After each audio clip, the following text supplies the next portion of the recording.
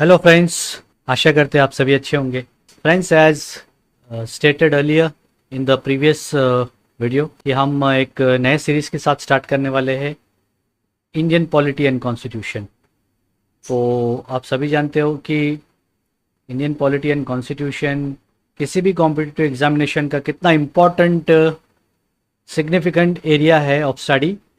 कि आप किसी भी सेंट्रल ऑल इंडिया सर्विसेज लीजिए, यूपीएससी या फिर banking staff selection commission, SSB, any central government के एग्जामिनेशन के जो भी एग्जाम्स होते हैं, कॉम्पिटिटिव एग्जाम, कोई भी स्टेट का प्रोविंशियल सिविल सर्विस हो, आप देखिए इम्पोर्टेंट एरिया में, सबसे सिग्निफिकेंट एरिया में जो गवर्नेंस और एडमिनिस्ट्रेशन से ताल्लुक़ रखता है वो है इंडियन पॉलिटी एंड कॉन्स्टिट्यूशन।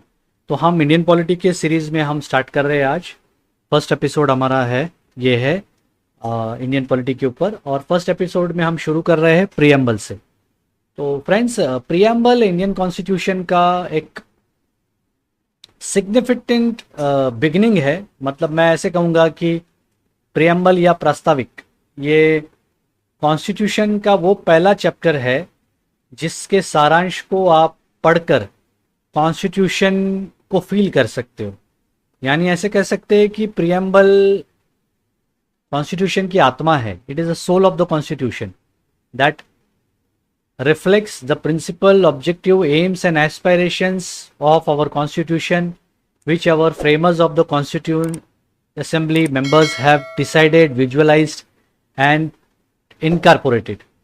तो ये सारे विजन्स को, गोल्स को, प्रिंसिपल्स को कॉन्स्टिट्यूशन में लाया गया है। इसकी एक झलक प्रीएम्बल के अंदर दिखाई देती है। तो बेसिकली प्रीएम्बल क्या है? It is an introduction of a vast or extensive document known as Constitution of India। Constitution क्या है? एक vast extensive document है। Indian Constitution is one of the lengthiest written constitution in the world, although it has been ransacked from all the known sources of constitution that were prevailing at that time, and we have extracted the best of the features from all the available existing constitutions from that time। और एक finest blend of एक GeM of peace हमने बनाया है, जो हमारे constituent assembly का एक बहुत इम्पॉर्टेंट टास्क था। कि कॉन्स्टिट्यूशन बनाना एक अपने आप में एक चैलेंज थी, और अपने आप में एक बहुत बड़ा सेंस ऑफ सेटिस्फैक्शन कि हमने इतने बड़े दौर से आज़ादी हासिल की। 200 साल के ब्रिटिश राज से हमने आज़ादी पाई है, खुद को मुक्त किया है। इस संग्राम में कई हज़ारों लोगों ने अपनी त्याग और बलिदान की भावना से इस संग्राम को सक्सेसफुल बनाकर एक आज़ादी के दौर में हमको लेकर गए। और फिर आज़ादी मिलने के बाद जब हमने अपने खुद के गवर्नेंस और एडमिनिस्ट्रेशन के लिए अपने संविधान की रचना करने का विचार किया, तो एक सबसे बड़ा मैं करूँगा कि एक हिस्टोरिकल मोमेंट था।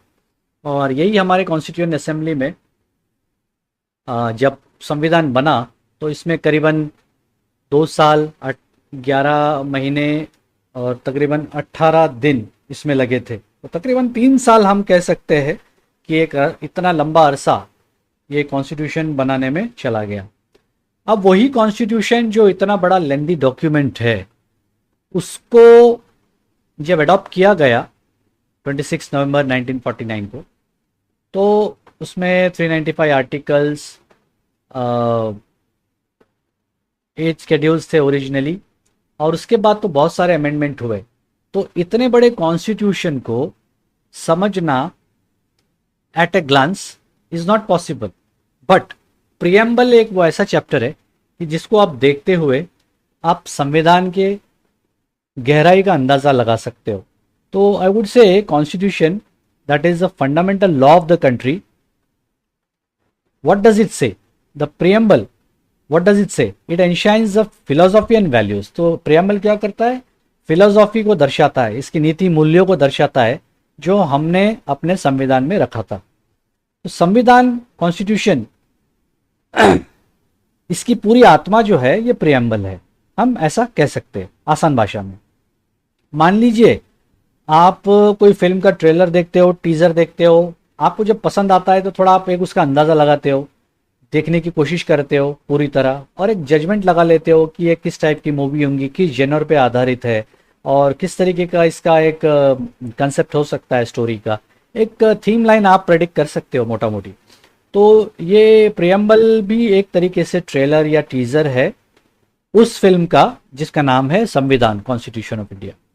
सो लेट अस बिगिन कि प्रियम्बल हम आज शुरू करेंगे ताकि आपको हमारे संविधान का एक जजमेंट आए, एक अंदाज़ा आए, एक प्रारूप समझ में आए कि हमारे प्रियम्बल का उद्देश्य क्या था, मतलब कॉन्स्टिट्यूशन का उद्देश्य क्या है, जिसकी एक परछाई, एक झलक हम प्रियम्बल में देख सकते।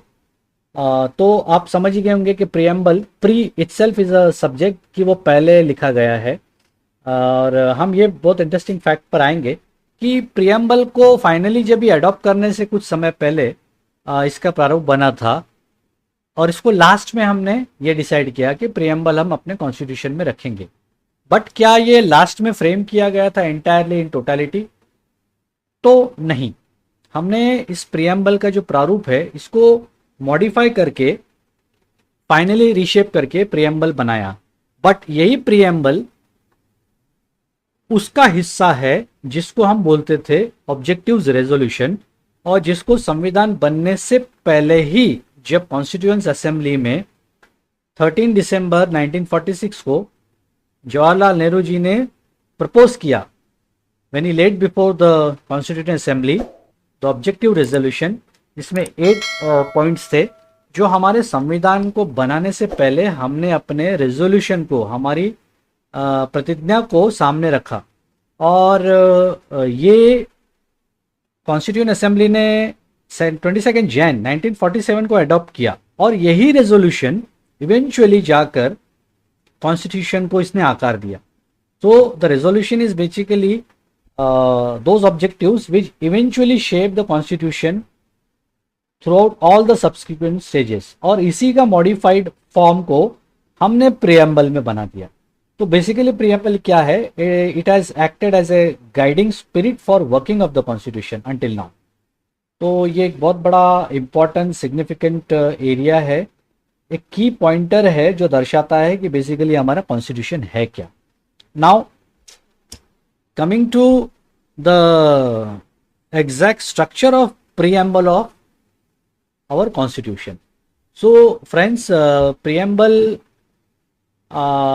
इसको जब हम रीड करते तो it goes like this: we the people of India having solemnly resolved to constitute India into a sovereign, socialist, secular, democratic republic, and to secure all its citizens justice, social, economic, and political, liberty of thought, expression, belief, faith, and worship, equality of status and opportunity, and to promote among them all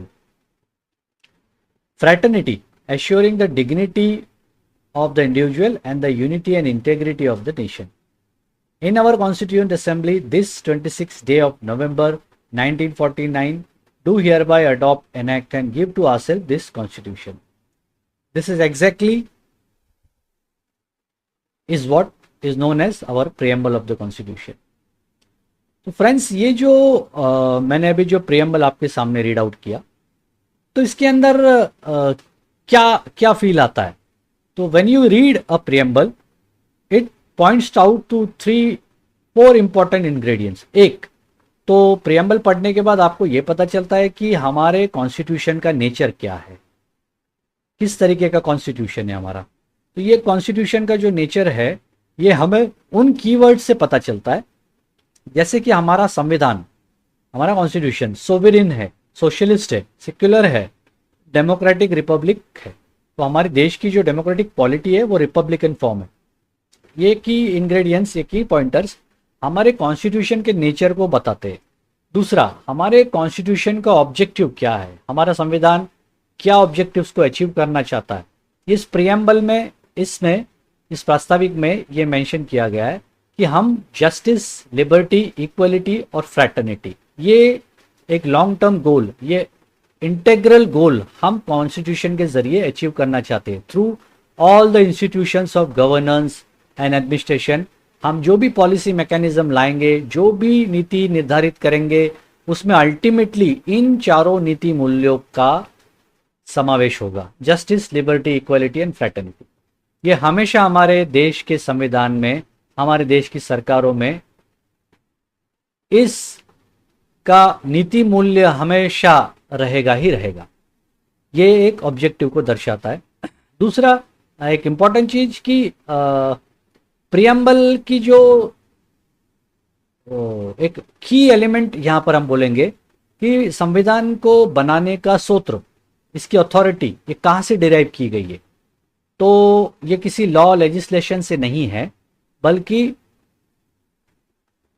ये बनाए गए है हमारे लोगों की इच्छा शक्ति से। यानी संविधान बनाने की जो इच्छा शक्ति है, यानी इस देश की जो संस्थानें हैं, कॉन्स्टिट्यूशनल इंस्टीट्यूशन जो है, जो गवर्नमेंट है, इसका सोर्स ऑफ अथॉरिटी लोग है, हमारे देश के लोग हैं, पीपल ऑफ इंडिया।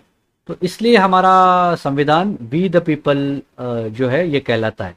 यानी इस संविधान का सूत्र हमारे लोग हैं, हमारे लोगों की इच्छा शक्ति थी तो ये संविधान अस्तित्व में आ रहा है। और हमारी इच्छा शक्ति को खरे रूप में, इस प्रारूप में उतारने का काम हमारे कॉन्स्टिट्यूएंट असेंबली के जो रिप्रेजेंटेटिव थे, जो हमारे देश के प्रतिनिधि थे, उन्होंने इस संविधान को सही मायने में अंजाम देने की कोशिश की है on behalf of all the people of India.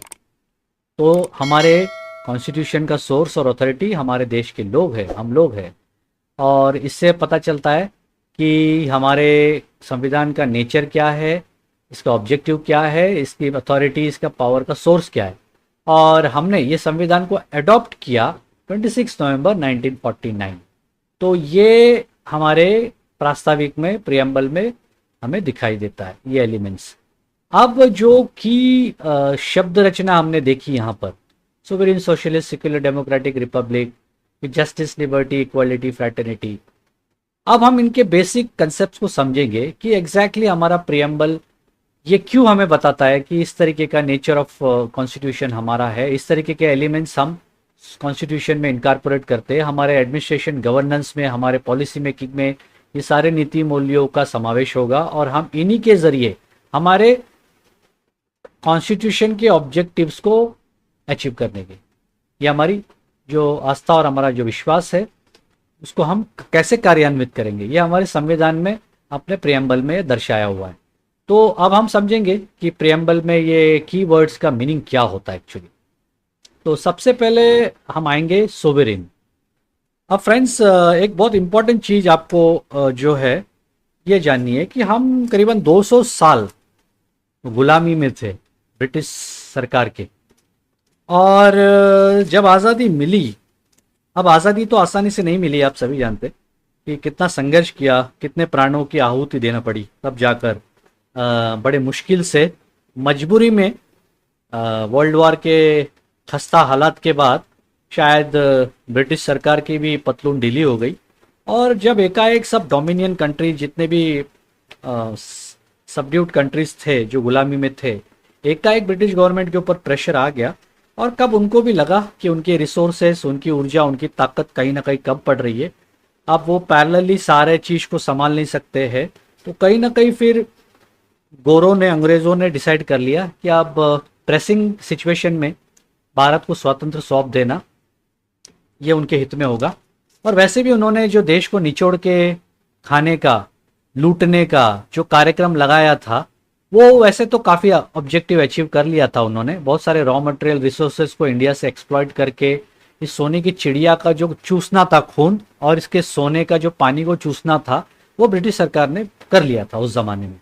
तो बस वर्ल्ड वॉर तो वी कैन से कि it was a bone for India. तो ऐसे हालात में थोड़े से हमें मुक्ति मिलने का रास्ता आसान होते गया, बट वो इतना एक मूल्य कारण नहीं है। इसके पीछे हमारे स्वतंत्र संग्राम की एक बहुत लंबी कहानी है। और इसी स्वतंत्र संग्राम के बीच में हमने इस स्वतंत्रता संग्राम में जो लड़ाई की, इस नीति मूल्यों के साथ जो लड़ाई की, हमारे देश का कल्चर, हमारे देश के नीति मूल्य, जिस शिद्दत से हमने लड़ाई की, इन सारे नीति मूल्यों को एक संग्रहित करके इसे एक लेगेसी के रूप में हमने आगे संविधान में भी जगह दी है।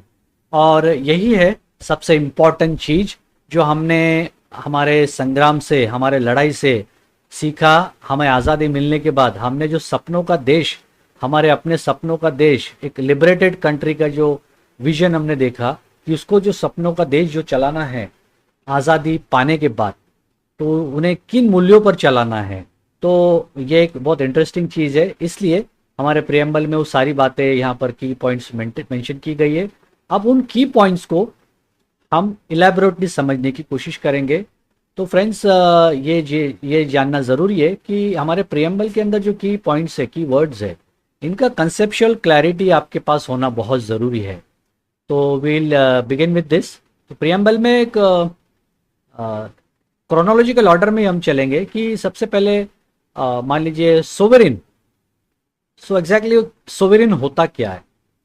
सोवरेन का मतलब है कि आप किसी पर डिपेंडेंट नहीं हो, यानी हमारा देश जो है इंडिया, ये किसी बाहरी ताकत पे डिपेंड नहीं है और ना ही हम किसी दूसरे कंट्री के नियंत्रण में है।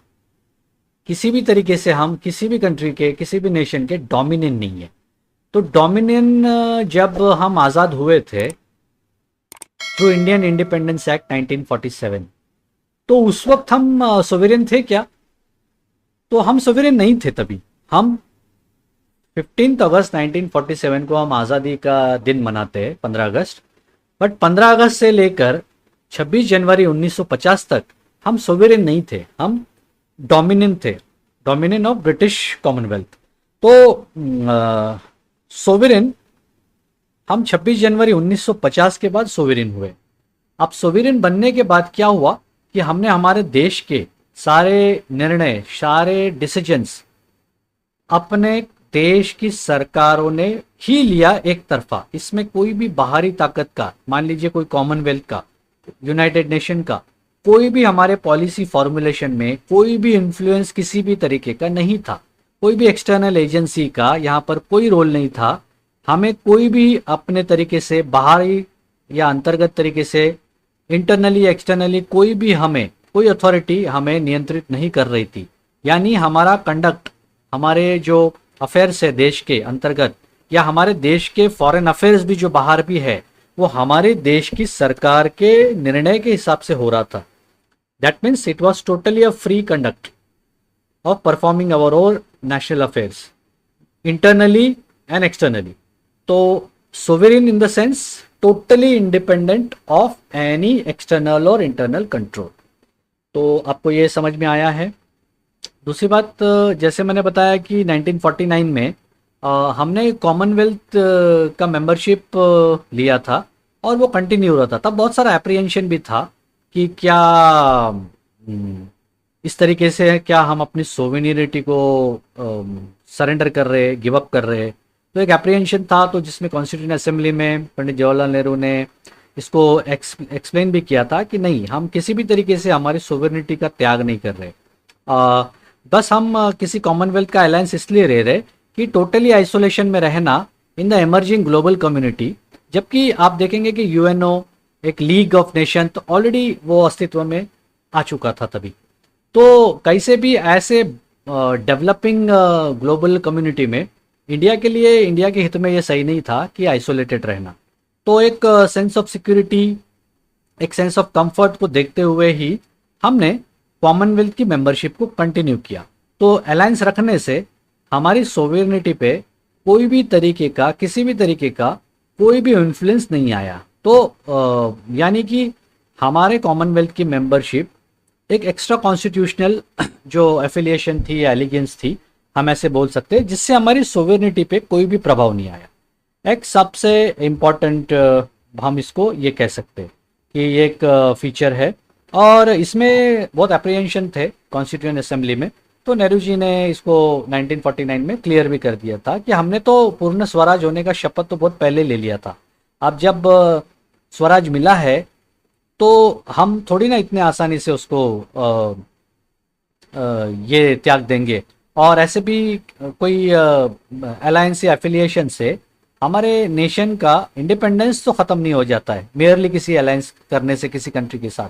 तो अलायंस का कोई भी मतलब जो कमिटमेंट है, वो हम उस कमिटमेंट के बावजूद भी हमारी सोवेरेनिटी का त्याग नहीं करेंगे। तो नेहरू जी ने कॉन्स्टिट्यूएंसी असेंबली में ये क्लियर कर दिया था। तो मतलब उनका ऐसा मानना था कि कोई भी नेशन कोई डीप इन्वॉल्वमेंट में या डीप कमिटमेंट में नहीं होता है, उसका अपना इंडिपेंडेंस सोवरेनिटी इंटैक्ट रहती है। अगर वो बाह्य किसी ऑर्गेनाइजेशन का हिस्सा बनता है, मान लीजिए यूएनओ का या कॉमनवेल्थ का, तो वो एक मेयर एफिलिएशन है और वो फ्री विल के हिसाब से वो प्रिवेलेंट होता है।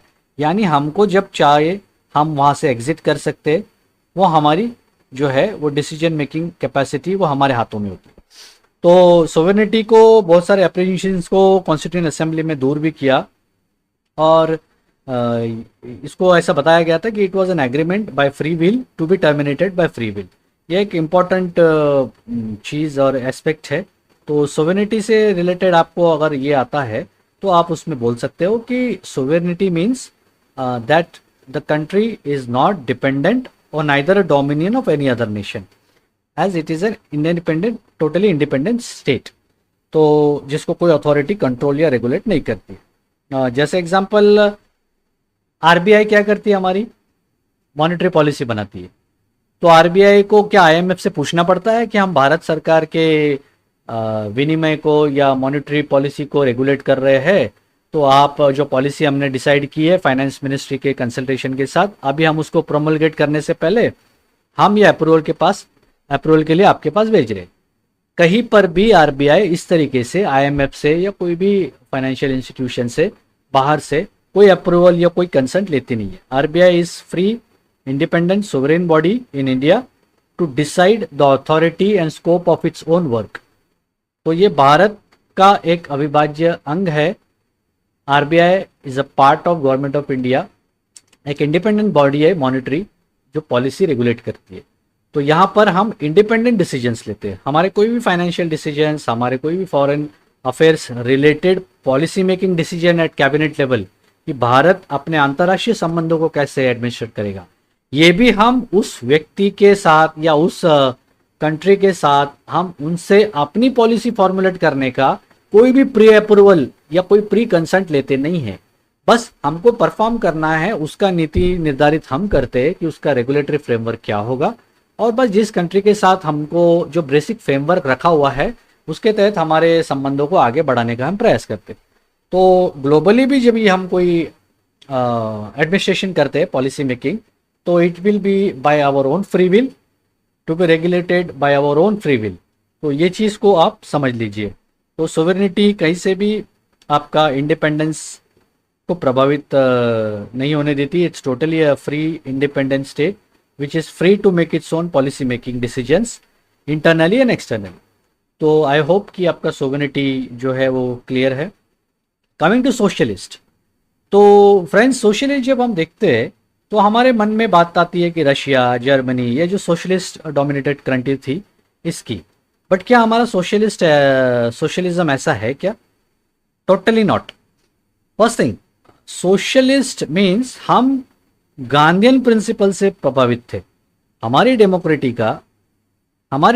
का सोशलिस्ट कंसेप्ट या डेमोक्रेटिक सोशलिज्म हमारे देश का अनलाइक द कम्युनिस्ट सोशलिज्म, यानी स्टेट सोशलिज्म जो जिसको हम बोलते हैं, जिसको कम्युनिस्ट सोशलिज्म बोलते हैं, यानी स्टेट ही सब कुछ कंट्रोल करता है। यानी हर चीज़ को नेशनलाइज कर देना, all means of production, distribution, हर चीज़ का प्राइवेट एग्जिस्टेंस को एबॉलिश करना या होने ही नहीं देना, ये अपने आप में एक डोमिनेंट स्टेट कंट्रोल होता है। और जिसको कम्युनिस्ट सोशलिज्म, जिस पैटर्न को हम कम्युनिस्ट सोशलिज्म बोलते हैं। अब हमारा सोशलिस्ट कंसेप्ट क्या बताता है कि हम एक डेमोक्रेटिक सोशलिज्म पैटर्न को अपनाए हुए हैं। हमारा democratic socialism is partially of government controlled entities, institutions, and majority of it is a free fair business module, जिसको हम बोलेंगे लेसेस फेयर कंसेप्ट। और इसी को हम बोलते हैं कि मिक्स इकोनॉमी, जहाँ पर प्राइवेट और public sector, both the sector को एग्जिस्ट साथ में। तो ये चीज़ हमने इसको अपने कंफर्ट लेवल के हिसाब से डेमोक्रेटिक सोशलिज्म को हमने अपनाया हुआ है। और इसका अपनाने का आधार क्या है, इसका नीति मूल्य क्या है, हमारा ऑब्जेक्टिव क्या है इस सोशलिज्म को अपनाने में, कि हमको इस देश की गरीबी, अज्ञानता, बीमारी, inequality, in opportunities in all the areas, इसको हम दूर करना चाहते हैं। अब मान लीजिए देश में अगर अदानी अंबानी को ही अगर प्रमोट किया गया तो मोनोपोली रहेगा, प्राइवेट प्लेयर्स इसमें नहीं आ सकते। या मान लीजिए गवर्नमेंट ने चाइना मॉड्यूल या रशियन मॉड्यूल को अगर फुली स्टेट कम्युनिस्ट पैटर्न पे अगर सोशलिस्ट को अपना लिया तो क्या आज अदानी अंबानी जैसे इंडस्ट्री लोग एस्टैब्लिश हो पाते? Definitely not. ये इसलिए पॉसिबल है क्योंकि हमारे देश का सोशलिज्म डेमोक्रेटिक है और हम इसमें डेमोक्रेटिक सेटअप में हर एंटिटीज को इक्वल अपॉर्चुनिटी देते so that they can grow side by side and they can peacefully exist. और इसी से हमारा रियल जो है इकोनॉमिक वेलफेयर होगा। इकोनॉमिक वेलफेयर होगा तो पब्लिक वेलफेयर अपने आप होगा और डेवलपमेंट भी इक्वली प्रोपोर्शनेट मैनर में होगा। तो आप देख सकते हैं कि जो हमारा एलपीजी का जो एरा था, लिबरलाइजेशन, प्राइवेटाइजेशन एंड ग्लोबलाइजेशन, उसमें ऐसा माना जाता था कि हमारे सोशलिस्ट क्रेडेंशियल जो है, जो एक ज़माने में मतलब नेशनलाइजेशन से लेके पीएसयूज का एग्जिस्टेंस, तो 1991 का जो एलपीजी एरा आया वहाँ हमारा कहीं ना कहीं थोड़ा सा डाइल्यूशन हुआ और वहाँ से हम देखेंगे कि एक प्राइवेट सेक्टर में एक बहुत बड़ा ट्रिगर आया, एक ह्यूज इन्फ्यूजन ऑफ इन्वेस्टमेंट हमने मार्केट में देखा। पर उससे भी क्या हुआ, उससे भी हमारा सोशलिस्टिक जो पैटर्न है वो डेमोक्रेटिक सोशलिज्म ही बना रहा। वो कहीं से भी state non state socialist mechanism में नहीं गया या कहीं पर भी वो टोटली लेसेस फेयर मैकेनिज्म की तरफ भी नहीं गया। आज भी हमारे देश में बहुत सारे entities are controlled by government, they are all government owned. उसमें मैक्सिमम स्टेक गवर्नमेंट का ही है, 100% जो स्टेक है गवर्नमेंट का है। तो ये पीएसयूज, बड़े बड़े कंपनीज, रेलवे आज भी हमारे देश के पास है। तो ये डेमोक्रेटिक सोशलिज्म का ही एक पैटर्न है। और श्रीमती इंदिरा गांधी जी ने कहा था कि हमारा जो देश का जो डेमोक्रेटिक सोशलिज्म है ये हमारा अपना ब्रांड है। तो ये उन्होंने इसको जब ये पैटर्न को अपनाया था तो उन्होंने एक दफ़ा कहा था कि India has its own brand of socialism. तो उसमें उन्होंने ये कहा था कि हम किसी भी सेक्टर को नेशनलाइज कर सकते हैं जब हमें उसकी ज़रूरत महसूस होगी। और सिर्फ नेशनलाइजेशन कर भी देना ये हमारा स्टाइल ऑफ सोशलिज्म नहीं है। तो हमने अपनी सहूलत के हिसाब से सोशलिज्म को अपनाया है, ना कि उन सोशलिस्टिक गवर्नड स्टेट्स जैसे रशिया, जर्मनी, इस तरीके के कंट्रीज़ का मॉड्यूल हमने नहीं अपनाया। तो हम देख सकते हैं कि वो प्योरली सोशलिस्टिक स्टेट की हालात आज क्या है। तो ये एक सिग्निफिकेंट एरिया है जिसको हम समझने की कोशिश कर रहे थे। तो सोशलिस्टिक बेसिकली हमारा इंडिया का सोशलिज्म जो है वो टोटली डिफरेंट मॉड्यूल है। डेमोक्रेटिक सोशलिज्म हम जिसको कहते हैं, जिसमें प्राइवेट और ये टोटली इसमें कोएग्जिस्ट होते हैं। और ये सोशलिस्टिक पैटर्न जो है ये हमारे कहीं ना कहीं फ्रीडम फाइट जो चल रही थी, स्वतंत्रता संग्राम, तो हमारे उस सेशन में भी, कांग्रेस के सेशन में भी इसको एम्फेसाइज किया गया था और अकॉर्डिंगली उसके मुताबिक मेजर्स भी लिया है। तो टाइम टू टाइम हमारे गवर्नेंस में, हमारे पॉलिसी मेकिंग डिसीजंस में हमेशा से इम्पोर्टेंट इवोल्यूशन होता रहा है। Coming to the next one is the secular.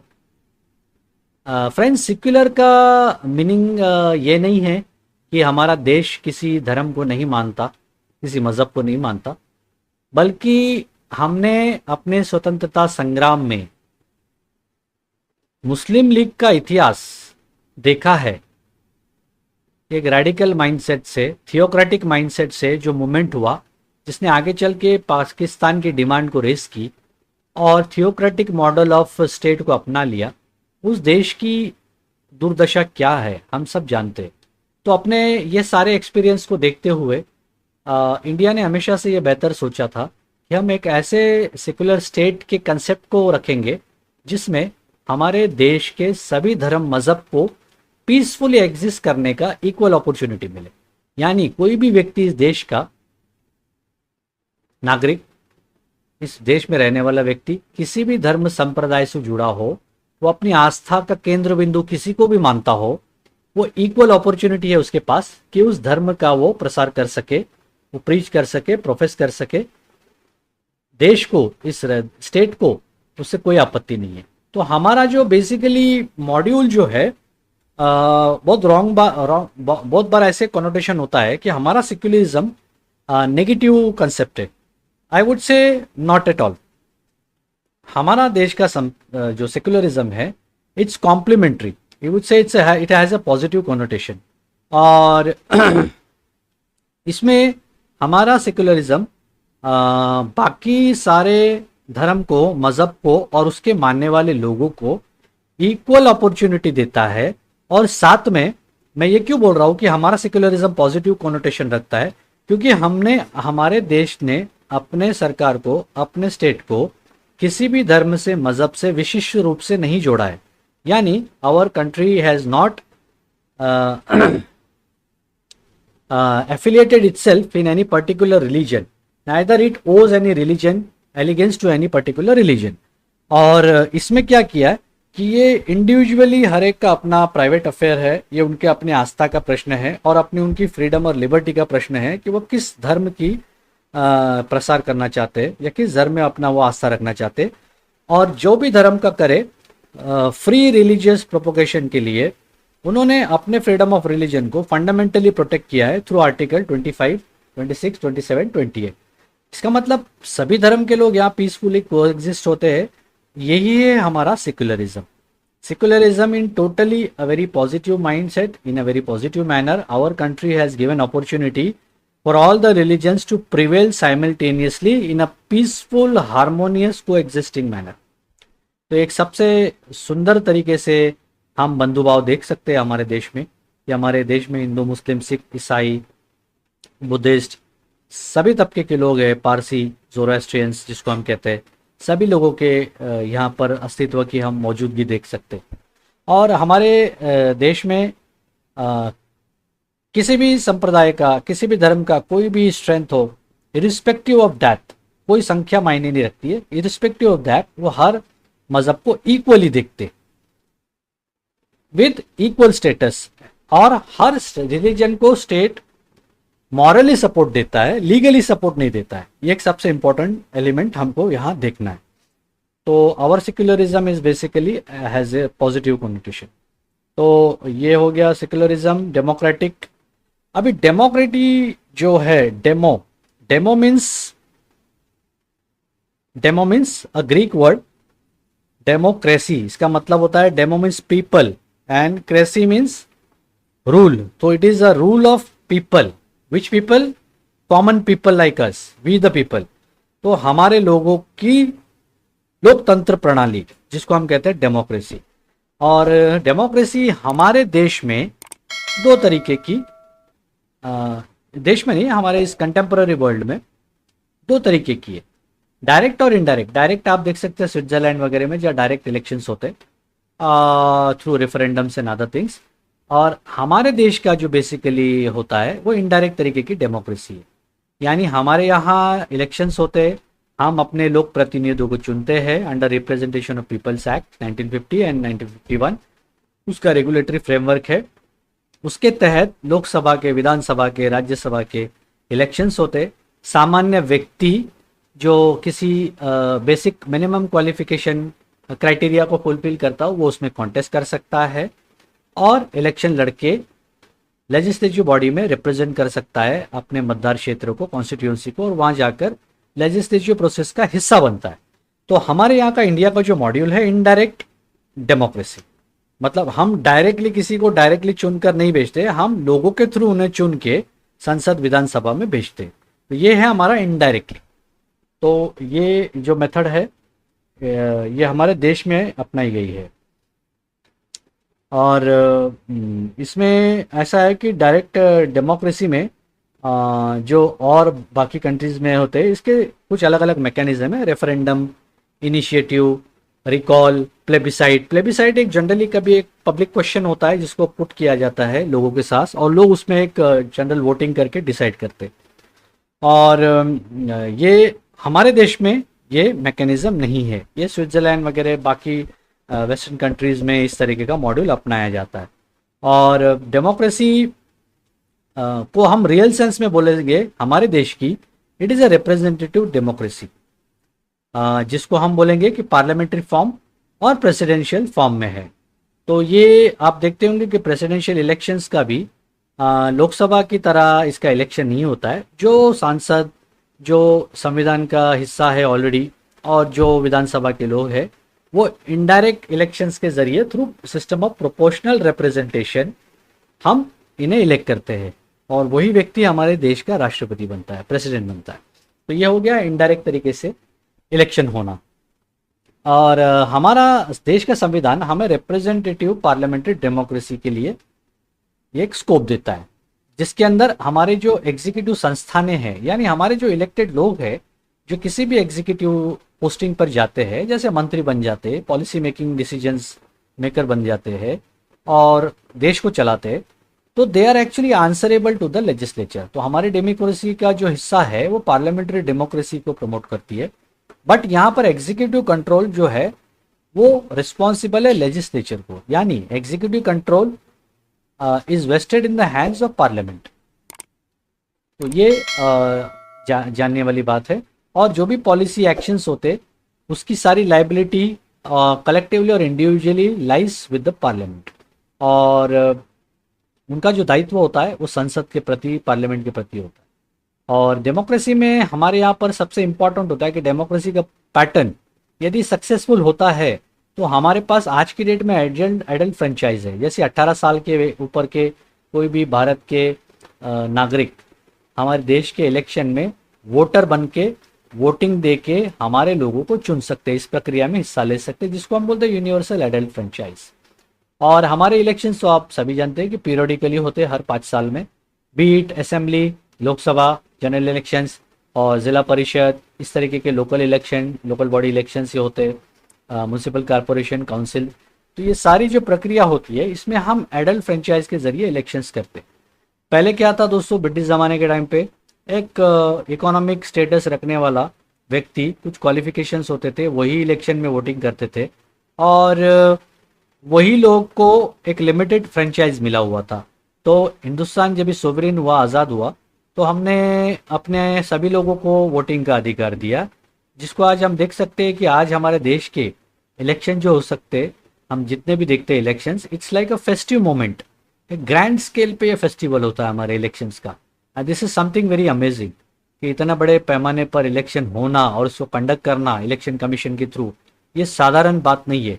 That means today when people participate in the election process through और by means of adult franchise, तो जस्ट इमेजिन करिए कि हर व्यक्ति को अपने संवैधानिक अधिकार का कितना एहसास और कितना महत्वपूर्ण एक सिग्निफिकेंट एक्सपीरियंस आता होगा, एक सेंस ऑफ सेटिस्फैक्शन मिलता होगा कि हमारे देश के लोकतंत्र को चलाने का इस प्रक्रिया में हम एक अहम भूमिका निभा रहे हैं। तो ये दोस्तों, ये एक डेमोक्रेसी का एक बहुत इम्पॉर्टेंट पहलू है जिसको हम कहेंगे। और हमारे डेमोक्रेसी का एक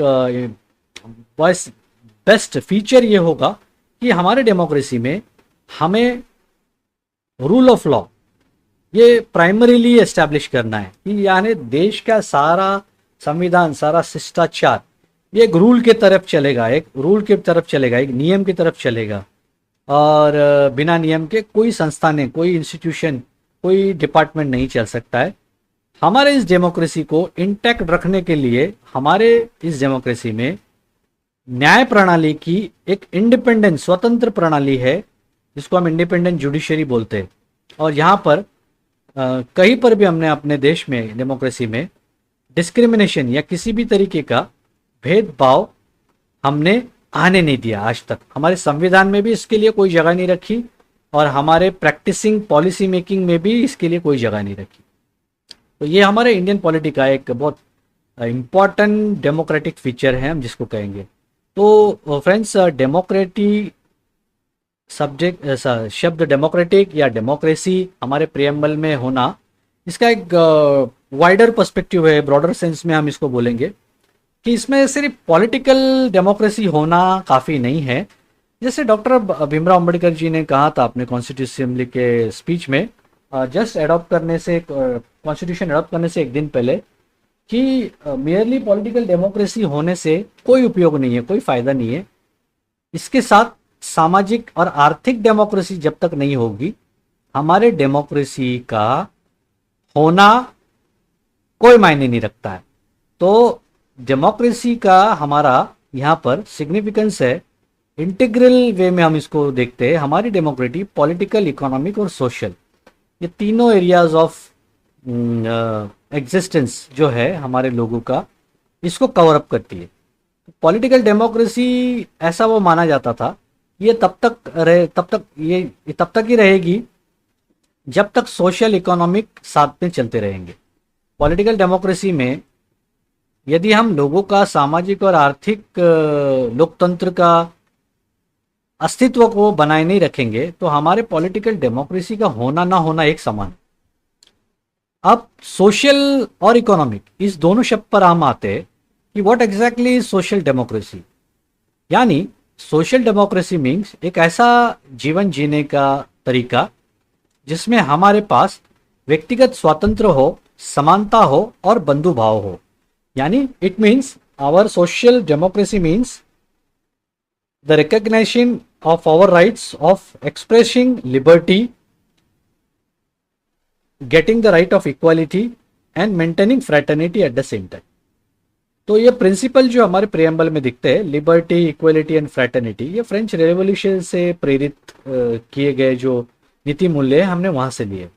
और इनको अलग अलग तरीके से ट्रीट नहीं करना है। ये जो इसको हम बोलेंगे कि ये जो त्रिशंकु जो है, ये हमें इंटेग्रल वे में इसके ऊपर काम करना है।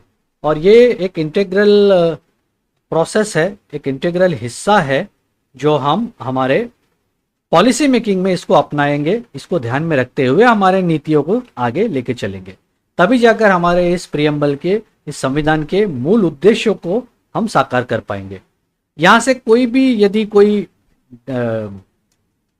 किसी भी तरीके से हम यहाँ पर सेपरेट होते इन फिलोसॉफीज को, इन ऑब्जेक्टिव्स के साथ इंटेग्रल वे में नहीं काम करेंगे तो ये एक तरीके से हमारे डेमोक्रेसी को हैम्पर कर सकता है। तो लिबर्टी ऑफ थॉट एक्सप्रेशन जैसे हम बोलते हैं, उसमें लिबर्टी हम जो बोल रहे हैं, हमें बोलने का जो अधिकार है, हमें एक्सप्रेस करने का जो अधिकार है, लेकिन साथ में हमें समानता नहीं मिलेगी, इक्वालिटी नहीं मिलेगी, तो हमारे लिबर्टी का एग्जिस्टेंस वहां पे डिफंक्ट हो जाता है, एक तरीके का स्टैग्नेंट हो जाता है, एक तरीके का क्रिपल्ड हो जाता है, उसमें बाधाएं आती है। तो हमारी समानता बिल्कुल बरकरार रखनी चाहिए जब हम अपने आप को लिबरेटेड फील करके एक्सप्रेस करते हैं, क्योंकि इक्वालिटी, लिबर्टी ये इंटेग्रल माना गया है। हमारे संविधान के जो मेकर्स है उन्होंने इन दोनों चीज़ों को इंटेग्रल माना गया है। और लिबर्टी और इक्वलिटी दोनों मिलकर बंधु भाव को पैदा करते हैं, जिसको हम बोलेंगे फ्रैटर्निटी। ये तीनों चीज़ों का इंटेग्रल होना बहुत इंपॉर्टेंट है।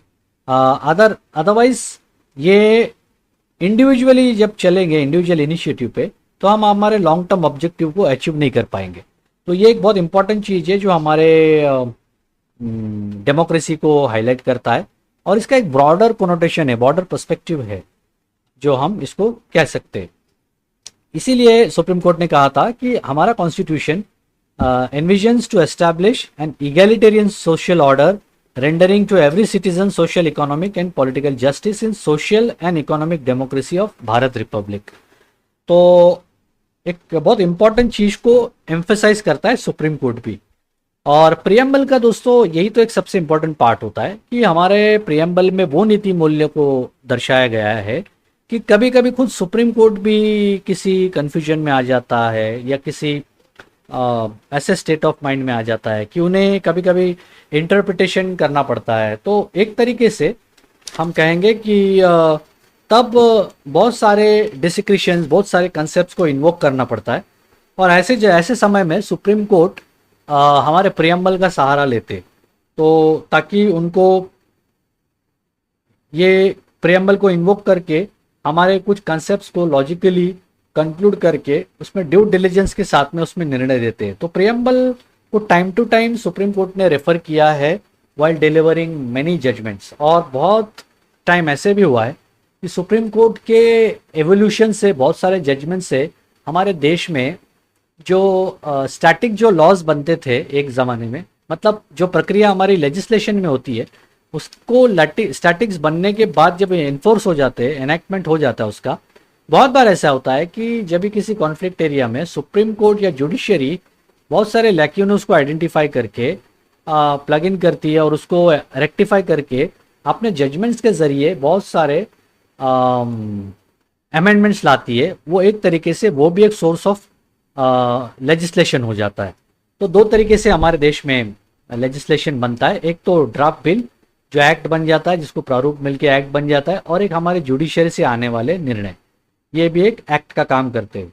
तो बहुत इंपॉर्टेंट चीज़ है कि प्रियम्बल का हमारा एक scope of constitution and governance में बहुत इम्पॉर्टेंट है, ये दिखाने के लिए, ये इन्वोक करने के लिए, to determine the ambit of even the fundamental rights, directive principles of state policy, हमारे पॉलिसी गोल्स को अचीव करते हैं। फंडामेंटल राइट्स में तो वो सारे बेसिक स्ट्रक्चर कंसेप्ट्स है जो हमारे प्रियम्बल में मेंशन किए गए। तो फ्रेंड्स, प्रियम्बल इसलिए तो कहा गया है कि ये एक मिरर है जो हमारे संविधान की प्रारूप को हमें बताने का प्रयास करता है। तो ये था हमारा एक डेमोक्रेटिक इसका कंसेप्ट, और आगे हम बढ़ेंगे रिपब्लिक की तरफ। तो फ्रेंड्स, हमने देखा है कि हमारे देश में राष्ट्रपति है, और हमारे देश के राष्ट्रपति इस देश की जनता में से, इस देश के नागरिक में से कोई सामान्य व्यक्ति भी होता है। जैसे एज या और क्राइटेरिया को फुलफिल करने से, एलिजिबिलिटी मीट करने से, एक साधारण व्यक्ति भी इस देश का राष्ट्रपति बनने का ध्येय या सपना रख सकता है। ये हमारे देश के रिपब्लिक का हिस्सा है। तो फ्रेंड्स, हमारा देश रिपब्लिक बना था 26 जनवरी 1950 को सॉरी, जब हमने अपने संविधान को लागू किया विद इफेक्ट फ्रॉम 26 जनवरी 1950। उस दिन से हमारा डोमिनियन स्टेटस खारिज हो गया और हम टोटली सोवरेन हो गए, सोवरेन रिपब्लिक। यानी इस देश का इलेक्टेड हेड जो है वो सामान्य व्यक्तियों से इलेक्ट होके आया है थ्रू इनडायरेक्ट मीन्स, और हमारे देश का रियल हेड, प्राइम मिनिस्टर जिसको कहेंगे, वो भी सामान्य व्यक्ति है। तो हमारा डेमोक्रेसी का जो पैटर्न है वो रिपब्लिकन मॉड्यूल है।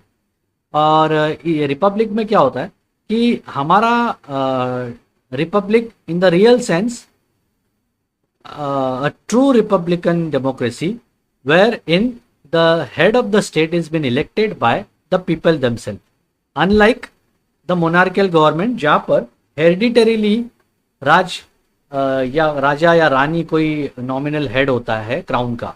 तो हमारा कोई भी हेरिडिटरी मैकेनिज्म नहीं है। हमारे head of the state is basically chosen from the people and they are not hereditarily appointed or neither they inherit the position through their monarchical affiliation। तो क्वीन और किंग ये हमारे यहाँ पर कोई कंसेप्ट नहीं है। कोई भी हमारे इस तरीके का सक्सेशन का मैकेनिज्म हमारे पास नहीं, जैसा ब्रिटेन में हुआ करता था। तो हमारे देश की जो सत्ता है ये रिपब्लिकन हेड है, elected from the people, among the people, जो इलेक्ट होके आए हैं उनके पास है। तो ये होता है रिपब्लिकन फॉर्म ऑफ गवर्नमेंट। तो जिसमें हमारे प्रियम्बल में जो रिपब्लिक है वो ये इंडिकेट करता है कि India has an elected head called as the president, और वो इनडायरेक्टली इलेक्ट हुए हैं for a fixed period of 5 years। ये एक सबसे इंपॉर्टेंट एस्पेक्ट है कि हमारा एक फिक्स टेन्योर होता है जिसके लिए वो इलेक्ट किया जाता है हमारे स्टेट के head, even the prime minister. और हेड तो रिपब्लिक का हेड तो इलेक्ट किए 5 साल के लिए। अब प्राइम मिनिस्टर जो रियल एग्जीक्यूटिव है वो होते तो है 5 साल के लिए, बट अंडर ड्यूरेस सिचुएशन और अंडर कंटिंजेंट सिचुएशन वो टर्म 5 से पहले भी डिसॉल्व हो सकता है, खत्म हो सकता है, खारिज हो सकता है। वो एक एक्सेप्शन है। So our republic has two more things. One is political sovereignty that rests in the people hand and not in any particular individual like a king or a queen. दूसरी बात, हमारे यहाँ कोई भी प्रिविलेज क्लास का existence नहीं है हमारे रिपब्लिकन में। हमारे यहाँ टोटली इस तरीके का प्रिविलेज एब्सेंट है। यानी हमारे पास कॉमन सिटीजन्स को ये इस पद तक जाने का, किसी भी भेदभाव के बिना इस पद पर जाने का पूरा अधिकार है, चाहे वो किसी भी तबके से आता हो, चाहे अमीर हो या गरीब हो, साधु हो, संत हो, कोई भी हो। दूसरा, जस्टिस, न्याय। तो फ्रेंड्स, हमारे प्रियम्बल में एक इंपॉर्टेंट चीज है जस्टिस। दोस्तों, इस मानवता की दुनिया में, इस धरती पर कोई भी सरकारें चल रही हो, न्याय और अन्याय इन दो तराजू में तुलने वाली हर चीजें नॉर्मली हम देखते हैं। तो जब सभ्यता के जीवन में जीने वाले, एक संविधान के प्रक्रिया में रहने वाले इस अनुशासित देश के नागरिक जब इस देश के हिस्सा प्रक्रिया में अपना योगदान देते, इस देश के एडमिनिस्ट्रेशन में अपना एक हिस्सा होता है उनका, कहीं पर भी इनके साथ, किसी भी व्यक्ति के साथ अन्याय नहीं हो, यह हमारा प्रियम्बल दर्शाता है। और यह हमारा एक नीति मूल्य है हमारे कॉन्स्टिट्यूशन का, जिसमें जस्टिस हम गारंटी करते हैं, सोशल, इकोनॉमिक, पॉलिटिकल। और इसको सिक्योर करने के लिए हमने क्या मैकेनिज्म अपनाया है, इसको गारंटी किया है। ये सिर्फ बोला नहीं है, सिर्फ इसको मेंशन नहीं किया है प्रियम्बल में, इसको बाकायदा हमने राइटिंग में गारंटी किया है थ्रू फंडामेंटल राइट्स। और सामाजिक न्याय, आर्थिक न्याय और राजनीतिक न्याय ये कब मिलेगा? जब हमें फंडामेंटल राइट्स मिलेंगे और हमारे सरकार की नीति मूल्यों को निर्धारित करने के लिए कोई प्रिंसिपल को एंश्राइन किया गया हो। इसलिए हमने हमारे कॉन्स्टिट्यूशन में डायरेक्टिव प्रिंसिपल को स्कोप दिया है, बना के रखा है, ताकि सरकारें जब भी नीति बनाए, नियम बनाए, पॉलिसी मेकिंग्स करे, तो ये सारे ऑब्जेक्टिव्स को ध्यान में रखते हुए नीति बनाए। तो सोशल जस्टिस का जो कॉनोटेशन है, ये सभी सिटीजन्स के साथ इक्वल ट्रीटमेंट की मांग रखता है, डिमांड रखता है। और सोशल डिस्टिंक्शन किसी भी तरीके से जात, वर्ण, भेद, रंग, मूल्य इसके आधार पर नहीं हो। टोटली हमारे इस तरीके के प्रिविलेज एब्सेंट है। कई हमने रिजर्व और डाउन ट्रोडन क्लासेस के लिए, बैकवर्ड क्लासेस के रिजर्वेशन किए हैं। ये एक तरीके का भेदभाव नहीं है, जबकि ये एम्पावरमेंट है। महिलाओं को एम्पावर करना, SC ST OBC को आरक्षण देना, ये भेदभाव नहीं है, ये एम्पावरमेंट है। यहाँ पर भी तो हम न्याय दे रहे हैं ना, सामाजिक न्याय दे रहे हैं ना, इसके अंदर ये उद्देश्य है। आर्थिक न्याय जो होता है, ये हम किसी भी भेदभाव के बिना लोगों को आर्थिक न्याय देने का प्रयास करते हैं संविधान के माध्यम से। ये हमारी पॉलिसी का एक बहुत इम्पोर्टेंट हिस्सा हम बोल सकते हैं, क्योंकि इसके बिना हमारी डेमोक्रेसी मीनिंगलेस होती है। और इकोनॉमिक डेमोक्रेसी में आप जब तक आपका वेलफेयर ट्रू सेंस में नहीं होगा, आपको आपका पॉलिटिकल डेमोक्रेसी का स्ट्रक्चर, ढांचा बेकार लगेगा और समाज में आपकी उन्नति नहीं होगी। तो आप किस पॉलिटिकल डेमोक्रेसी को लेकर इतना पॉजिटिव फील करोगे? तो इकोनॉमिक होना भी बहुत आवश्यक है। और इकोनॉमिक जस्टिस होता कैसे कि किसी भी तरीके का ग्लेरिंग इनइक्वालिटी, किसी भी तरीके का भेदभाव इन terms of wealth, income, property, ये सरकार अपने नीति नियम से जब बनाती है, उसमें कहीं भी इस तरीके से वेल्थ का कंसंट्रेशन नहीं हो, इनकम में, प्रॉपर्टी में, ऐसा नहीं हो।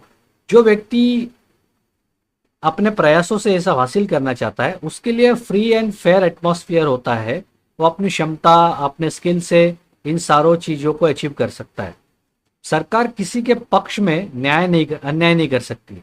तो इकोनॉमिक जस्टिस को हमने इस तरीके से इंश्योर किया है। तो हमारा जो कॉम्बिनेशन है ये इसका जस्टिस का, सोशल जस्टिस और इकोनॉमिक जस्टिस, ये दोनों को मिलाकर हम ये तय कर सकते कि हमारा जो जस्टिस है वो डिस्ट्रीब्यूटिव जस्टिस हो। तो मतलब हम देने में, न्याय देने में विश्वास रखते हैं। उस मैकेनिज्म को अस्तित्व में लेके हम रियल सेंस में आए हैं। और पॉलिटिकल जस्टिस जो होता है, ये इक्वल पॉलिटिकल राइट्स हम देने की बात करते हैं, जिसमें हर व्यक्ति को अपने राजनीतिक अधिकार, राजकीय अधिकार एक समान मिले और उनका सरकार के प्रणाली में इक्वल और फ्री से हो। ये हमारा पॉलिटिकल जस्टिस होता है। और idea of justice, social, economic, political, ये आया कहाँ से था? हमने लिया था ये रशियन रेवोल्यूशन से, जब हुआ था 1917 में रशिया में। तो हमने वहाँ से इसको इंस्पायर करके लिया हुआ है। दूसरा आता है दोस्तों लिबर्टी, स्वतंत्र होना, स्वतंत्रता बोलिए, ये बहुत इम्पोर्टेंट कंसेप्ट है। और लिबर्टी जब तक हम उसे महसूस नहीं करते हैं, जब तक उसे हम फील नहीं करते, हम अपने आप को लिबरेटेड मान नहीं सकते। लिबर्टी का मतलब क्या है कि एक व्यक्ति के ऊपर किसी भी तरीके का नियंत्रण या रेस्ट्रेंट नहीं हो। उसके अपने कोई भी एक्टिविटी पर, एक्शंस पर नियंत्रण नहीं हो, इसका मतलब ये नहीं है कि वो व्यक्ति बेलगाम हो जाए। उसे सिविलाइज तरीके से रेगुलेटरी फ्रेमवर्क में रहकर अपने आप को एक्सप्रेस करना चाहिए, अपने लिबर्टी को एक्सरसाइज करना चाहिए इन terms of his own development, in terms of opportunity.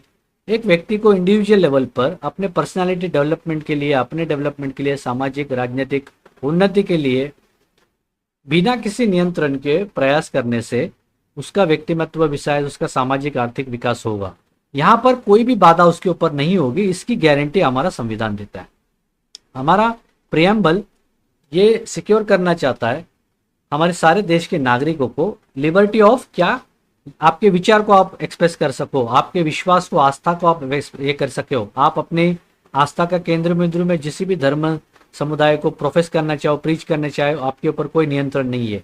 आपको फंडामेंटल राइट्स गारंटी करके दी गई है जो एनफोर्सेबल नहीं है, बट आपके लिबर्टी को होलिस्टिक वे में एक्सप्रेस करने के लिए ये सारों चीज़ों का प्रावधान किया गया है। और जब कोई वायलेशन होता है तो आपके पास जस्टिस भी दिया गया है, आपके पास अप्रोच भी दिया गया है कि आप अपने अधिकार के लिए कोर्ट में जा सकते हो। तो एक एलैबोरेटेड मीनिंग है प्रियम्बल में लिबर्टी का, जिसको एसेंशियली माना गया है कि हमारे देश के इस लोकतंत्र के ढांचे को यदि सही रूप से, सक्सेसफुल तरीके से, कामयाब तरीके से चलाना है तो एक व्यक्ति का लिबरेटेड होना, एसेटिव लिबर्टी होना बहुत ज़रूरी है एक डेमोक्रेटिक सेटअप में। लिबर्टी का मीनिंग ये नहीं है कि एक लाइसेंस मिल जाना किसी को कि जिसको कोई जो चीज़ मन में आए वो करे, नहीं। लिबर्टी मीन्स वो अपने अधिकारों का सही तरीके इस्तेमाल करे। He can enjoy his own liberty, his own privilege, his own freedom in a very prudent and judicious manner in the framework of the existing constitutional provision without affecting the law of the land, without affecting the provisions of the constitution। इसको बोलते हैं purely liberty, liberated होना। सही मायने में एक responsible नागरिक के होते लिबरेटेड होना के एक वेरी डीप मीनिंग होते हैं, बहुत पॉजिटिव सेंस में हम इसको देख सकते हैं। इसका एब्सोल्यूट मीनिंग नहीं हो सकता, ये क्वालिफाइड है। और आइडिया ऑफ लिबर्टी, इक्वलिटी और फ्रैटर्निटी जो हमारे प्रियंगल में है, ये भी हमने फ्रेंच रिवॉल्यूशन से लिया। तो friends, we come to equality. Equality क्या है? समानता, किसी भी तरीके का विशेष भेदभाव या किसी को विशेष अधिकार देना, ये इक्वलिटी नहीं हो सकती। इक्वलिटी मीन्स नॉन एग्जिस्टेंट और absence of any special privilege to any particular section of society. तो यहाँ पर हम उनको एडिक्वेट अपॉर्चुनिटी देते हैं, हर किसी को, हर व्यक्ति को, बिना किसी भेदभाव के, ताकि हमारे देश के नागरिक अपने आप को हर क्षेत्र में, हर श्रेणी में अपने आप को एक समान माने। Equality of status and opportunity मतलब हर तरीके के तबके में आपका स्टेटस समान है, हर अपॉर्चुनिटी में आपको समान अपॉर्चुनिटी मिलेगी, समान प्रयास मिलेगा। किसी भी तरीके का भेदभाव, किसी भी प्रिविलेज के जरिए आपके ऊपर दिया नहीं जाएगा। आप टोटली एट पार हो इसको एंजॉय करने में, अपने प्रिविलेज को एक्सरसाइज करने में। तो ये एक इम्पॉर्टेंट चीज़ है। और जो इक्वलिटी का जो कंसेप्ट है, ये इसका डायमेंशन सिविक, पॉलिटिकल और इकोनॉमी तीनों एंगल में जाता है।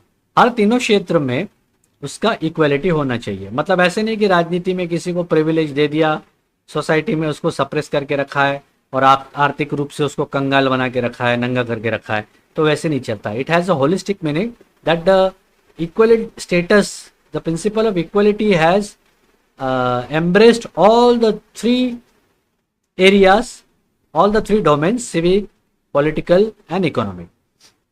और इसको हम कैसे गारंटी करते हैं? फंडामेंटल राइट्स के थ्रू। अगेन सिविक इक्वलिटी को कैसे एम्पावर किया गया है?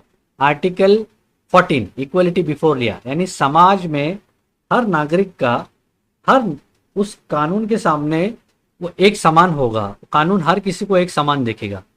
हम एक समान कैसे देखते हैं हर व्यक्ति को?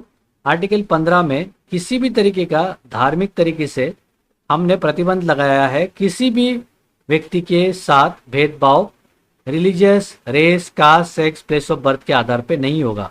ये हमने फंडामेंटल राइट्स में गारंटी किया है थ्रू आर्टिकल 15। आर्टिकल 16 में भी देखिए, opportunity of an individual in every field should be guaranteed. तो इक्वलिटी ऑफ अपॉर्चुनिटी को हमने आर्टिकल 16 में किया इन टर्म्स ऑफ एम्प्लॉयमेंट अपॉर्चुनिटी।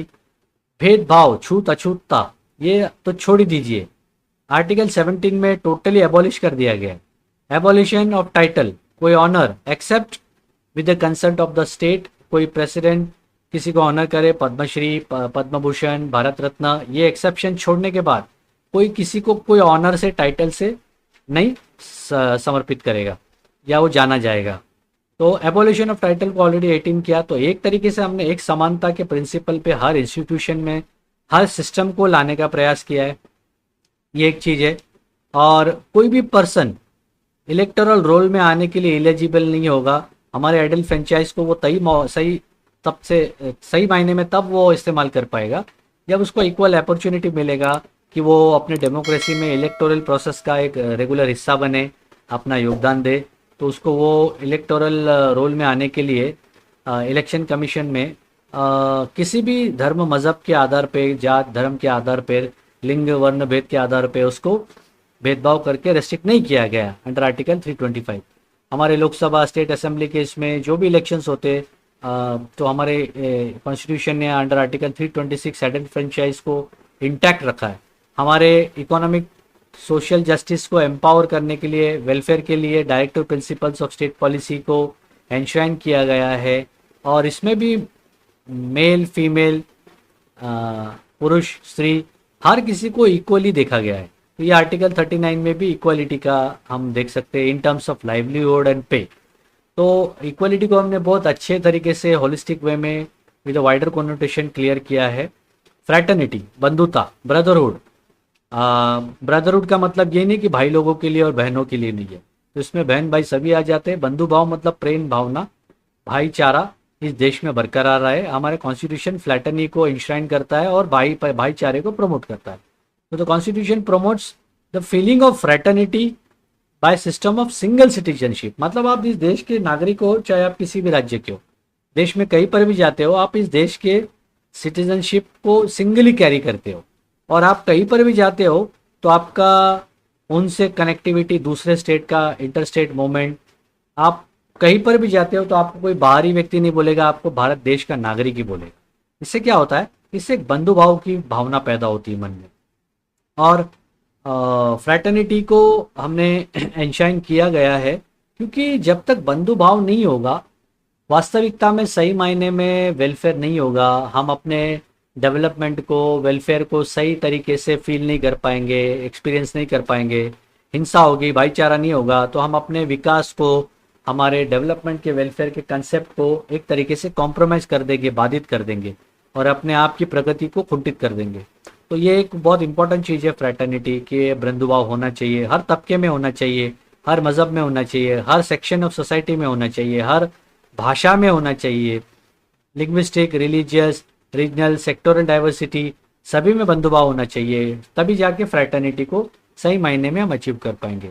और हमारा प्रियम्बल फ्रैटर्निटी को डिक्लेयर करता है इसको कि दो चीज़ों को गारंटी करने के लिए, एक व्यक्ति की डिग्निटी जो बहुत इंपॉर्टेंट है, और देश की एकता और अखंडता, यूनिटी एंड इंक्रेडिबिलिटी को अबाधित रखना। ये हमारे प्रियम्बल में फ्रैटर्निटी का दो उद्देश्य है। तो ये बहुत इंपॉर्टेंट चीज़ है। और फ्रेंड्स, ये जो इंटेग्रिटी का जो कंसेप्ट है, ये पहले नहीं था। ओरिजिनली जब हम कॉन्स्टिट्यूशन अडॉप्ट किए तब नहीं था, इसको बाद में अडॉप्ट किया गया है in the 42nd amendment, constitutional amendment act 1976। तो उस वक्त में हमने ये ऐड किया था कि इंटेग्रिटी हमारे देश में, फ्रैटर्निटी होना ज़रूरी है। और ये जो इंटेग्रिटी लाने का जो प्रयास किया गया था ना कहीं उस लैकिनों को देखने के लिए लाया गया कि इंटेग्रिटी को मेंटेन करने के लिए इंटेग्रिटी का एंश्राइन करना ज़रूरी है। तो ये एक बहुत इंपॉर्टेंट चीज़ को हमने लाया था। और संविधान के जो विचारवंत थे, जो कॉन्स्टिट्यूशन असेंबली के जो थिंकर्स थे, जिन्होंने ड्यू डेलिब्रेशन के साथ इस कॉन्स्टिट्यूशन को बनाया, उन्होंने डिग्निटी ऑफ इंडिविजुअल को गारंटी किया था। तो ये सिग्निफाई करता है कि मटेरियल बेनिफिट ही नहीं, बट डेमोक्रेटिक सेटअप को मेंटेन करना, ये एक दो उद्देश्य इसके अंदर हम देख सकते हैं कि हमारे संविधान ने इसको रिकग्नाइज किया है। और साथ में ये भी रिकग्नाइज किया है कि एक व्यक्तिमत्व का विकास होना भी एक व्यक्ति के लिए उतना ही ज़रूरी है और राष्ट्र के लिए सेक्रेड है, उतना ही इम्पोर्टेंट है। इसीलिए हम अपने फंडामेंटल राइट्स में डायरेक्टिव प्रिंसिपल स्टेट पॉलिसी में इसको लिखित रूप में इंक्लूड करके रखे हुए हैं, ताकि इस सारे ऑब्जेक्टिव्स को हम होलिस्टिकली अचीव कर सके by way of fundamental rights, duties under article 51A, dignity of women को प्रोटेक्ट करना, स्टेट की इंटेग्रिटी को प्रोटेक्ट करना, अपने देश के नागरिकों के अधिकार को प्रोटेक्ट करना, एम्पावरमेंट देना, ये तभी हो पाता है तब ये सारे चीज़ों के आधार पर हमारे देश की नीति नियमावली की जो है फॉर्मुलेशन हो। और यूनिटी और इंटेग्रिटी ऑफ द नेशन, ये एक बहुत इम्पॉर्टेंट है। साइकोलॉजिकली और टेरिटोरियल डायमेंशंस के आधार पर हम ये नेशनल इंटीग्रेशन को अचीव करना चाहते हैं। और जैसे कि आर्टिकल 1 में कॉन्स्टिट्यूशन ने हमारे देश को Indian union of states describe किया। इसमें क्लियर है कि India will be a union of states, that means it will be a union of indestructible nature of Indian union, यानी इसको तोड़ा मरोड़ा नहीं जा सकता। तो ये नेशनल इंटीग्रेशन को अचीव करने के लिए communalism, regionalism, casteism, linguism, secessionism and so on, तो इस तरीके से हम इस चीज़ को हमेशा दूर रखते हैं और फ्रैटर्निटी को हम इंश्योर करते हैं। तो ये सारे कंसेप्ट्स को दोस्तों जानना ज़रूरी है, और ये इसलिए जानना ज़रूरी है क्योंकि कंसेप्चुअल क्लैरिटी जब तक आपके पास नहीं आएगी, आप अपने कॉन्स्टिट्यूशनल ऑब्जेक्टिव्स को समझ नहीं पाओगे, उनको एग्ज़ाम में आर्टिकुलेट नहीं कर पाओगे। और इसलिए इंडिविजुअली हम इस कंसेप्ट्स को बेसिकली डिस्कस करना चाह रहे थे, तो ये हमने आपके सामने रखा। और अभी आएंगे हम एक बात पर कि सिग्निफिकेंस ऑफ प्रियम्बल, क्या इंपॉर्टेंस है प्रियम्बल का। तो दोस्तों प्रियम्बल बेसिकली मैं ऐसे मानता हूँ कि preamble is a flood light that is illuminating the path to be persuaded by the state to set up a sovereign socialist secular democratic republic. तो प्रियम्बल एक बहुत अहम भूमिका निभाता है, even in terms of delivering justice, in terms of framing of policy, in terms of making any legislation. हम अपने नीति मूल्यों को संविधान के भूल कर कोई भी पॉलिसी फ्रेमवर्क या कोई भी लेजिस्लेशन बनाने का प्रयास नहीं करते, हम उसे इंटेग्रल रख कर ही इन सारे चीज़ों का फॉर्मुलेशन करते। तो basically preamble has a scope in constitution and governance, and that can be invoked to determine the ambit of all the constitutional provision when it comes to the interpretation of the constitution। तो आपको समझ में आया कि preamble का आधार कितना important मायने रखता है, कितना सिग्निफिकेंट पैरामीटर है, और संविधान का बेसिक ऑब्जेक्टिव को कभी कभी इंटरप्रेट करने का चैलेंज हमारे देश के जुडिशरी के सामने हमेशा से आते रहा है। तो उनके लिए ये एक बेसिक फिलोसफी का काम करता है प्रियम्बल, जिसके अंदर हमारे फंडामेंटल वैल्यूज़ को हमारी जुडिशरी हमेशा इंटरप्रेट करते हुए दिखाई दी है, politically, be it moral, political, religious, जिसके ऊपर हमारा संविधान आधारित है। और हमारे संविधान में प्रियम्बल में दोज नोबल आइडल्स और ग्रैंड विजन्स है जो हमारे संविधान में बनाने वाले कॉन्स्टिट्यूएंट असेंबली के विजनरीज ने अपने एम्स एंड एस्पिरेशंस के थ्रू विद ड्यू डिलीवरेंस आज इसको समाविष्ट किया है। और हमारे इस विजन को, हमारे फ्रेमर्स ऑफ कॉन्स्टिट्यूशन के इस विजन को हम इस प्रियम्बल में रिफ्लेक्ट होते हुए देख सकते। यही शायद हमारा ड्रीम्स, हमारा एस्पिरेशन, हमारा सपना था स्वतंत्र एस्टैब्लिश करने के बाद, अचीव करने के बाद, जो हमारे फोर फादर्स थे ना कॉन्स्टिट्यूशन के, उन्होंने सपना देखा था। तो कॉन्स्टिट्यूशन में प्रियम्बल का एक इंटेग्रल रोल हमेशा से देखा गया है। और बहुत बार ये बात आती है कि क्या कॉन्स्टिट्यूशन हमारे प्रियम्बल का जो कॉन्स्टिट्यूशन का जो प्रियम्बल है, क्या हमारे कॉन्स्टिट्यूशन का हिस्सा है।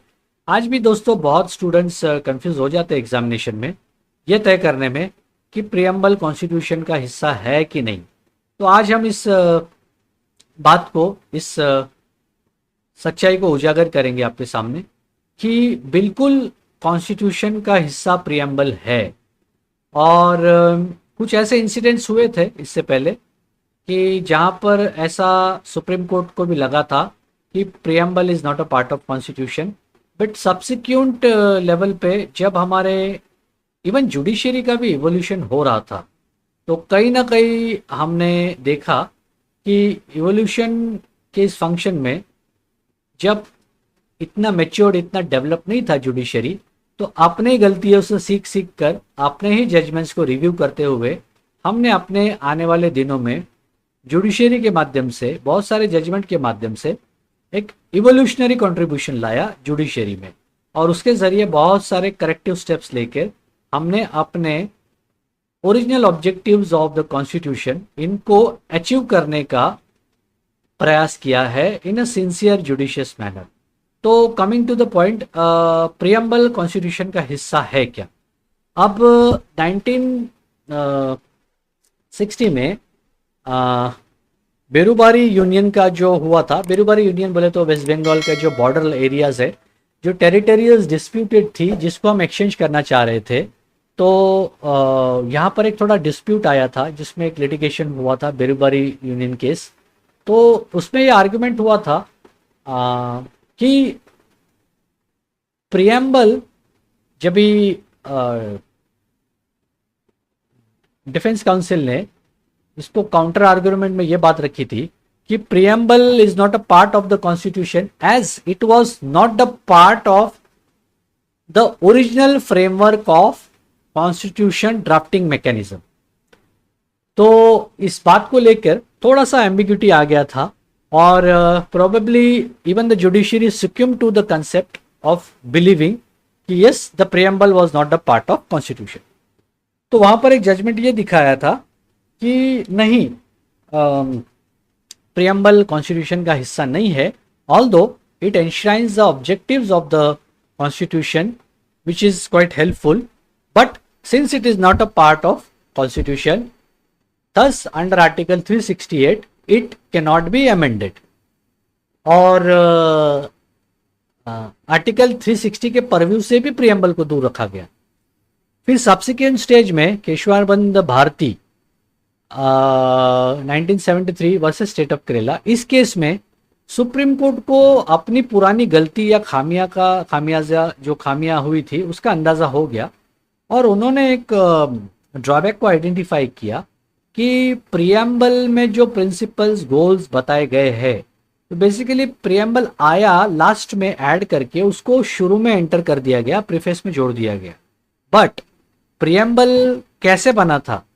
बेसिकली जो दिसंबर 1946 को ऑब्जेक्टिव रेजोल्यूशन जो रखे गए थे, उसी का मॉडिफाइड वर्जन प्रियम्बल का फाइनल प्रारूप बन के सामने उभरा और यही प्रियम्बल को कॉन्स्टिट्यूशन के बिगनिंग से पहले ही जाके प्रीफिक्स कर दिया। तो it was basically preamble was a formulatory framework का शुरुआत से ही एक पार्ट और हिस्सा रहा है, तो उसको एक्सक्लूडेड नहीं देख सकते। It was a basically integral part of the framework of constitution mechanism. जब कॉन्स्टिट्यूशन बन रहा था, ड्राफ्ट रेजोल्यूशन पे डिबेट डिस्कशंस हो रहे थे, तो ऑब्जेक्टिव रेजोल्यूशन तो बहुत शुरू में ही मूव कर दिया गया था और उसी का मॉडिफाइड वर्जन प्रियम्बल है। तो ये बात सुप्रीम कोर्ट के ध्यान में आई और उन्होंने तब ये माना कि no, the preamble is a part of the constitution.